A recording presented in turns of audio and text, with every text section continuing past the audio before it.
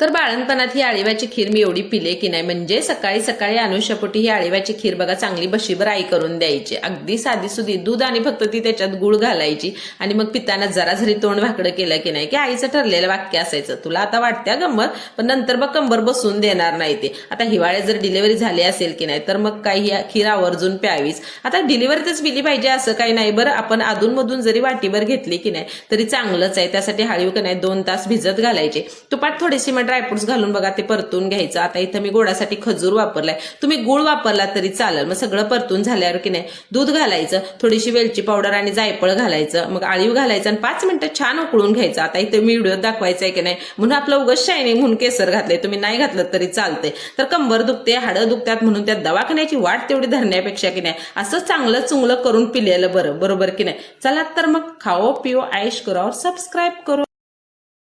Download ShareChat.